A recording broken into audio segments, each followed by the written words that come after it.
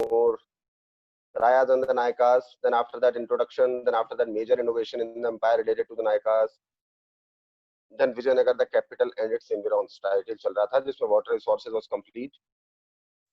With two examples, one was Kamalapuram tank complete, Hiria canal complete, then fortification and roads complete.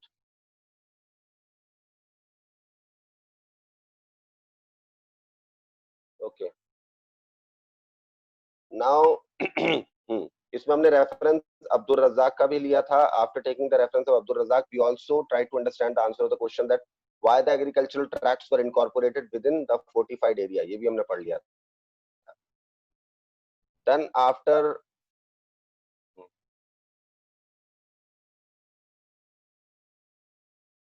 Now we will be coming to the fort detail. अब हम किले की detail पर आते हैं. Vijayanagar fort जो था उस फोर्ट की डिटेल को अब हम समझने की कोशिश करेंगे. अंडरस्टूड.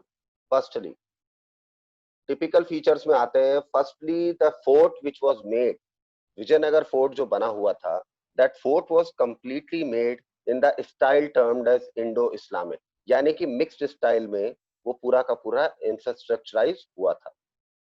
यानी कि infrastructure style what was Indo Islamic. Now coming on to major important points. First important point was well guarded gates, regulated forms in a distinctive architectural form before its entrance, linking the city to the roads. सबसे पहली बात, जहां से fort की यानी कि किले की एंट्रेंस स्टार्ट होती थी, उस एंट्रेंस से पहले बड़े लंबे चौड़े यानी कि गुड इन लेंथ और आप कह सकते हैं एक्सीलेंट इन विड्थ और आप कह सकते हैं चौड़ाई लंबाई प्लस पूरे के पूरे जो शेप था उनका गार्ड्स गेट्स का, वो काफी लंबा चौड़ा and completely according to the symmetry and the parameters of the fort हुआ करता था.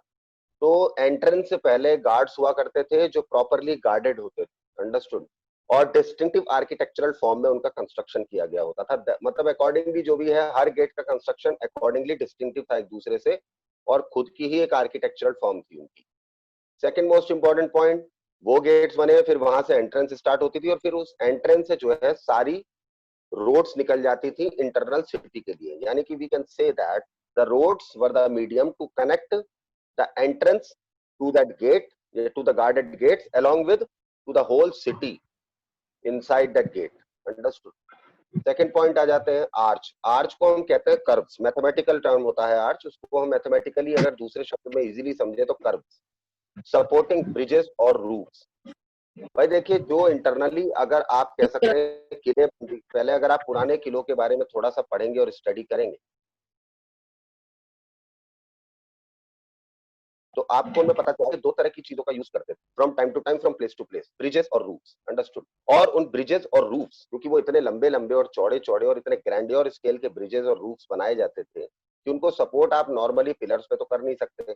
तो उनको जो है सपोर्ट करने के लिए आर्चेस बनाए जाते थे, कर्व्स बनाए जाते थे. अकॉर्डिंगली जिस जगह पर रूफ को खड़ा करना है, अकॉर्डिंगली जिस जगह पर ब्रिज को सपोर्ट करना है, उसको सपोर्ट के हिसाब से एक पर्टिकुलर एंगल डिसाइड किया जाता था. उस पर्टिकुलर एंगल के कर्व्स बना के उन ब्रिजेस से चिपका दिए जाते थे या उन रूफ्स के नीचे या उन रूफ्स के बैकअप के तौर पर सपोर्ट में लगा दिए जाते थे जिससे कि वो ब्रिजेस और रूफ्स सपोर्ट में रहे. ऑन द गेटवेज, कहाँ पे? गेटवेज पे. Leading to the fort settlements and turn over the gate. ठीक है ना. फिर उसी के आगे से जो है फोर्ट आगे बढ़ता था. फोर्ट के अंदर के जितने भी सेटलमेंट्स थे वो जानते हैं आप शायद, जितनी भी लाइनिंग्स थी उन लाइनिंग्स में जितने तरह के सेटलमेंट्स थे, and from those settlements overall to dome over the gate. यानी कि सिंपल सी बात है, गेट है एक, ठीक है, गेट से कर्व्स निकले हुए हैं to support the bridges and roofs जो अंदर सिटीज में जो है सिटी में कनेक्टेड है, प्लस गेट के ऊपर एक डोम बनी हुई होती है. डोम मतलब गुंबद बनी हुई होती. Understood. Not introduce by Turkish sultan. और ये वाला जो सिस्टम था, ये ऊपर के जो दो पॉइंट्स हमने आपको बताए, ये दोनों पॉइंट्स जो है इंट्रोड्यूस किसने किए थे? विजयनगर एम्पायर के अंदर. जो विजयनगर एम्पायर ये जो आई थिंक सो कॉल्ड ये इंस्पिरेशन कहाँ से मिली थी? This inspiration was being engraved from the Turkish sultan. ये आर्किटेक्चरल स्टाइल तुर्किश सुल्तान से लिया गया था. थर्ड पॉइंट पर आते हैं रोड्स, सड़कें within the city and those leading out from it.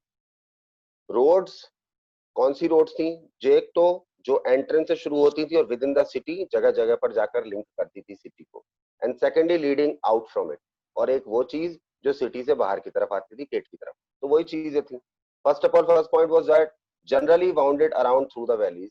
भाई कुल मिला के सड़कें जनरली अगर हम देखा जाए तो पूरा का पूरा जो फोर्ट हुआ करता था वो पूरा का पूरा घाटी में हुआ करता था और पूरी की पूरी वैली या पूरा का पूरा आप कह सकते हैं जितना एरिया होता था वैलीज का उन सब वैलीज के एरिया में from one niche to another niche, from one corner to another corner, और from one place to another place within the city plus city to the outside the city, connection करने के लिए roads ही एक माध्यम हुआ करती थी। भाई जहां तक आपको जाना है, जहां तक पहुंचना है, वहां मीडियम मिलेगा आपको रोड्स, चाहे वो विद इन द सिटी हो, चाहे वो from the city to the point some other after the city, outside the city. Second point आते हैं most important, extended from temple gateways further lined by bazaar. सड़कों का मेन योगदान जो हुआ करता था वो विद इन द सिटी देखा जाता था, जहां पर मंदिरों के गेटवेज से लंबी और चौड़ी और अच्छी विड्थ की सड़कें स्टार्ट होती थी, और वो सड़कें जो है निकलती फिर आगे निकलती हुई बाजारों में से निकलती हुई निकल जाती। Understood. Now coming on to the third point, fourth detail के बाद आते हैं फोर्थ डिटेल में द अर्बन कोर। ठीक है, अर्बन कोर यानी कि अब हम आते हैं, we will talk about the complete city, core city present within that empire, present within the fort. First point, northeastern corners of the urban core may have been occupied by rich traders. अब देखिए सीधी सी बात है, urban core की अपनी अपनी दिशाएं अपने अपने तरीके से ऑक्यूपाइड थी by different different communities and by different different section of the people living there. First of all अगर हम बात करें तो अर्बन कोर जो था, किसका अर्बन कोर? विजयनगर एम्पायर का, जिसको हम कह रहे हैं शहर का जो है आप कह सकते हैं मुख्य केंद्र। उसका नॉर्थ ईस्ट अगर हम पार्ट करें, नॉर्थ ईस्ट ये होता है, अगर आप इस तरह से अर्बन कोर को एज्यूम करें इस तरीके से, तो नॉर्थ ईस्ट ये वाला पार्ट हो जाएगा, इतना पार्ट। तो आप कह सकते हैं कि नॉर्मली 1/6 पार्ट जो नॉर्थ ईस्टर्न पार्ट था उसका, वो सारे के सारे कॉर्नर्स जो है उनको कौन ऑक्यूपाई करके बैठे हुए थे? अमीर व्यापारी, रिच ट्रेडर्स। वो सारी बेल्ट किसके हाथ में थी? रिच ट्रेडर्स के हाथ में थी। Second point, evidences supporting the presence of Chinese porcelain in some areas. किस बात से पता चलता है दैट बेल्ट वाज कंप्लीटली जो है occupied by only rich traders? वो इस बात से पता चलता है कि जब एक्सकवेशंस हुए, जब खुदाई हुई, जब आर्कियोलॉजिकल सर्वेस किए गए, then through those archaeological surveys and archaeological excavations, वहां से बहुत सारे एविडेंसेस हमें मिले, जिन एविडेंसेस में चाइनीज पोर्सिलेन काफी एलिमेंट्स और मटेरियल्स में हमें प्रेजेंट मिली। And Chinese porcelain was a very very very very very costly material at that point of time, जिनको सिर्फ ट्रेडर्स ही रखते थे। आम आदमी के पास पोर्सिलेन हुआ ही नहीं करता था, वो ट्रेडर्स रखते थे, पर्पज उनका होता था उसको बेचना और बेचकर उससे पैसे कमाना, या आप कह सकते हैं कि रिसोर्सेस कमाना। Third point, also can be referred to a Muslim residential quarter with tombs and mosques having distinctive features resembling to that of mandapas and temples of Hampi. कुल मिला के यही नॉर्थ ईस्टर्न बेल्ट हम एक तरीके से दूसरे स्टाइल से दूसरे तरीके से भी हम इसको इग्नाइट कर सकते हैं, वो from depending upon time to time ना, कि कौन रूलर वहां है कौन रूलर वहां नहीं है उसके ऊपर। इसीलिए हम उस नॉर्थ ईस्टर्न बेल्ट को एक तरीके से मुस्लिम रेसिडेंशियल क्वार्टर से भी आप कह सकते हैं डिग्नाइट कर सकते हैं या सिग्निफाई कर सकते हैं, जहां पर गुंबदें होती थी या मस्जिदें होती थी, जिनके अपने डिस्टिंक्टिव फीचर्स होते थे। ऑब्वियसली वो अलग बात है कि जो मस्जिदें और टॉम्स, मैंने आपको I think on Friday also I discuss है, फ्राइडे और थर्सडे की क्लास में मैंने आपको बताया था, when Raghav asked me a question कि सर टॉम्स के आर्किटेक्चर को सर हम किससे इंस्पायर्ड मानेंगे, तो मैंने आपको कहा था कि टॉम्स का खुद का तो कोई आर्किटेक्चर होता नहीं है, उन्होंने यहीं पे आके इंडियन आर्किटेक्चर से इंस्पायर होकर अपना एक आर्किटेक्चर शैली बनाई। तो ऑब्वियसली आप कह सकते हैं जी कि अगर उस बेल्ट में मुस्लिम रेसिडेंशियल क्वार्टर से भी आप उसको रेफर कर रहे हैं कि कैन बी ऑल्सो भी, मतलब उस चीज को समझाने के लिए हम मुस्लिम रेसिडेंशियल क्वार्टर्स का भी एग्जांपल ले सकते हैं, जहां पर मुस्लिम रेसिडेंशियल क्वार्टर है, साथ में वहां पर गुंबदें हैं और मस्जिदें हैं, जिनके फीचर्स काफी डिस्टिंक्टिव हैं, मगर वो रिजेंबल किनको करते हैं? To the Indo style of temples like mandapas in temples of Hampi. Hampi के अंदर जो मंदिर है, उन मंदिरों के अंदर जो मंडपास थे, सत्संग होम्स, उन उनसे इंस्पायर होकर मस्जिदों और गुंबदों का कंस्ट्रक्शन मुस्लिम रेसिडेंशियल क्वार्टर्स में मुस्लिम रूलर्स करते थे या कराते थे। Next point, Barbosa. Portuguese traveller के हिसाब से हम थोड़ा सा सिग्निफिकेशन ले लेते हैं। The ordinary houses of the people are thatched but well built and arranged according to occupations in long streets with many open places. Barbosa पुर्तगाली ट्रेवलर, यानी कि सिंपल उनका ये कहना था कि अगर हम बात करें कि लोगों के जो नॉर्मल घर थे, जहां पर आम लोग रहते थे, जहां पर middle class and above middle class जनता रहती थी, ठीक है, जनता कह सकते हैं जिसको, तो वो कहते थे कि उनके घर नॉर्मली कच्चे होते थे मगर बढ़िया बने होते थे, कच्चे बट मजबूत तरीके से बनाए गए होते थे, छप्पर घास फूस का यूज हुआ होता था उनको बनाने में, but I think they were very well structured. और वो सारे मकान और उन सारे लोगों के सारे घर बड़े प्रॉपर तरीके से अरेंज भी किए जाते थे। किस तरीके से अरेंज किए जाते थे? डिपेंड्स अपॉन कौन क्या ऑक्यूपेशन करता है, यानी कि जिसका जैसा कर्म है, जो जैसा कर्म करता था उसके हिसाब से आप कह सकते हैं सॉरी उनके घरों को कंस्ट्रक्ट किया जाता था। आप कहोगे लाइक 6 तरह के काम करने वाले लोग अगर वहां पे रहते हैं, तो एक तरह के काम करने वाले लोगों का घर एक साथ, after that second, after that third, after that fourth, fifth, sixth. तो इस तरीके से they were properly well built, first point. Second point, they were thatched. Third point, they were arranged according to the occupations और according to the work of the people. ठीक है। And all those type of homes used to be in the streets and along the streets, and the streets used to be long. Streets काफी लंबी हुआ करती थी और जगह जगह पर ओपन प्लेसेस आती थी बीच में। ओपन प्लेसेस मतलब मैदान आते थे बीच में। तो यानी कि काफी स्पेशियस एरिया हुआ करता था जहां पर नॉर्मल लोग रहा करते थे। Next point is sources also supports the fact. अब ऊपर की चीजों का तो हमें पता चलता ही है from the sources which we study और from the sources which we undergo, लेकिन उन सोर्सेज से हमें कुछ और भी मालूम पड़ता है। क्या? First point, there was a presence of numerous shrines, small temple. कि ये जो अर्बन कोर हुआ करता था, जहां पर आम जनता की बात की जा रही है, वहां पर छोटे छोटे मठ बहुत हुआ करते थे और छोटे छोटे टेम्पल्स जगह जगह हुआ करते थे। मैंने कहा ना, लंबी सड़कें हुआ करती थी। लंबी सड़कों पर ऑक्यूपेशन के हिसाब से घर अरेंज हुआ करते थे। तो लंबी सड़कों में जगह जगह पर छोटे छोटे मठ और छोटे छोटे मंदिर होते थे। Next, well rain water tanks as well as temple tanks, water sourcing objects for ordinary people and developers. कुल मिला के इस तरह की लोकेशन में जहां पर आम जनता रहती थी, वहां मंदिरों की कोई कमी नहीं थी, वहां पर छोटे छोटे मठों की कोई कमी नहीं थी, प्लस पानी की भी कोई कमी नहीं थी। दो तरह के टैंक्स पानी कवर करते थे वहां की लोकल ऑर्डिनरी पॉपुलेशन के लिए। One, well water tanks. आप कहोगे वेल वाटर टैंक्स मतलब कुआ, कुएं बहुत हुआ करते थे उनके लोकेलिटी में, पानी वो स्टोर करते थे। सेकंड, रेन वाटर, और बारिश के पानी को भी स्टोर करने के लिए उनके टंका होते थे, दो मीडियम। थर्ड मोस्ट इंपॉर्टेंटली, इन दो के अलावा मंदिरों के अपने अलग टैंक्स हुआ करते थे। These three were the most important three types of water sourcing objects for ordinary people and dwellers. Dwellers कौन होते हैं? जो एक जगह से दूसरी जगह मूव करते रहते हैं। तो मंदिरों में पानी की व्यवस्था, सुविधा इसलिए हुआ करती थी कि जैसे कोई आ रहा है कहीं से अगर, ठीक है, और उसको विश्राम करना है, if you want to rest और if you want to take rest in the temple, तो वहां पानी की सुविधा उनके लिए काम आती। तो आई थिंक मैंने आपको ये चीज आपकी अर्बन कोर फिनिश करा दी। Fourth detail, after that in fourth detail हमने सबसे पहले अर्बन कोर खत्म किया। अब आते हैं हम लोग अर्बन कोर के बाद रॉयल सेंटर पर। भाई आम जनता की तो हमने बात कर ली, किस तरीके से ऑर्डिनरी पॉपुलेशन किस तरीके से सर्वाइव करती थी। Now we are coming on to the next point, the royal centre, which is most important, one of the most important. First point is location, south western part of the fort. आपको मैंने पहले ही कहा था कि urban core कहाँ आता था? North eastern में, इधर वाला, ये 1/3 1/6 पार्ट। अब रॉयल सेंटर कहाँ हुआ करता था? जैसे ये पूरा एम्पायर आप कंस्ट्रक्ट कर लीजिए भाई, 1/6 मैंने आपको बोला है, तो आप एक हेक्सागन बना ली, ठीक है, और हेक्सागन में जो है 1 2 3 4 5 6, ये सेकंड पार्ट तो चला गया किसके पास? लोकल पॉपुलेशन के पास, जिसको मैंने अर्बन कोर का नाम दिया है।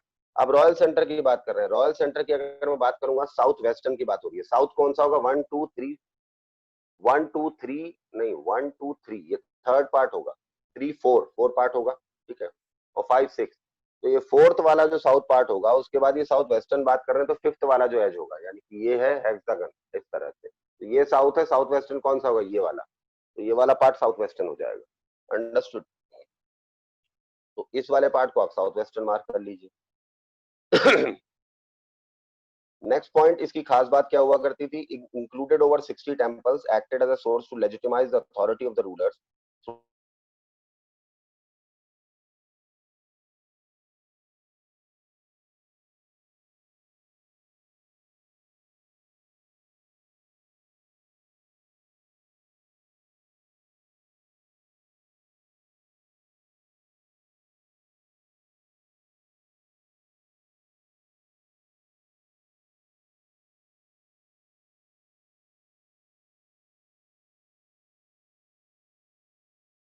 और पंडों से, जो इन श्राइन्स के अंदर बैठे होते थे या जो इन मंदिरों के अंदर इनकी टेक केयरिंग के लिए बैठे होते थे, या जो इनको रेगुलेट करने के लिए बैठे होते थे, तो दे वर एक्चुअली द इंस्पिरेटर्स, और they were actually the source for the authorities to legitimize their working so as to run over the empire. Location की बात हो गई। सेकंड आते हैं पैलेसेस। पैलेसेस मतलब महलों की बात कर लेते हैं। ऑब्वियसली महलों के अंदर कौन रहते हैं भाई? दो तरह के लोग रहते हैं, या तो रूलिंग क्लास रहती है या एलाइट क्लास रहती है। एलाइट क्लास जो रूलिंग के जस्ट पैरेलल होती है, पैरेलल नहीं तो भाई आप मान लीजिए कि कोलिनियर होती है। Large structure seems to have no connection with ritual function. Palaces, महल बड़े बड़े स्ट्रक्चर्स होते थे, लेकिन उनका रिचुअल फंक्शन से कोई लेना देना हुआ नहीं करता था, यानी कि सिर्फ वो खाली खाली रेसिडेंशियल और रूलर्स के लिए होते थे। उसके अलावा कोई वहां पर फंक्शंस कैरी आउट होते थे या नहीं होते थे, इसके बारे में कोई हमें सबूत या एविडेंस नहीं मिला कि वहां पर कोई फंक्शन कैरी होते थे। तो palaces were used to be very very large structures, but they were not used to be in any connection with any kind of ritual function to be carried out there. Next point note में ले लेते हैं। These were made completely of masonry, where temples were made up of perishable material. ध्यान से सुनिएगा भाई, हमारे जो आपके पैलेसेस होते थे, ये बहुत ही महंगे और मजबूत और बहुत ही बड़े और बहुत ही चौड़े पत्थर के बनते थे, मैसोनरी पत्थर होता है करते हैं। दूसरी तरफ मंदिर जो होते थे वो ऐसे मटेरियल्स के बने होते थे जो मटेरियल्स बाई थिंक मतलब आप यूज नहीं करते ना एक टाइम के बाद, उनसे उन सारे मटेरियल्स को यूज करके मंदिरों को कंस्ट्रक्ट किया जाता था। इसलिए दोनों की अपनी आइडेंटिफिकेशन थी, दोनों की अपनी स्ट्रेंथ थी। पैलेसेस अपनी जगह पर बहुत मजबूत हुआ करते थे और टेम्पल्स अपनी जगह पर बहुत मजबूत हुआ करते थे। दोनों के स्ट्रक्चर्स को यूटिलाइज करने के लिए या बनाने के लिए हर उस चीज का यूज किया जाता था जो महंगी हो और सस्ती भी हो, प्लस कोई चीज वेस्ट ना हो। जो चीज हमें एक से ज्यादा बार यूज नहीं कर सकते हैं, वो चीज हम मंदिरों में यूज करते थे। ना next coming on to the I think module 1 is completed. Synopsis में all the questions are given 1 2 3 4 5, you have to complete them. Long answer में भी दे रखे हैं 1 2 3, complete them. And along with multiple choice questions में 7 दे रखे हैं, वो भी आपको कंप्लीट करने हैं। I think just a minute.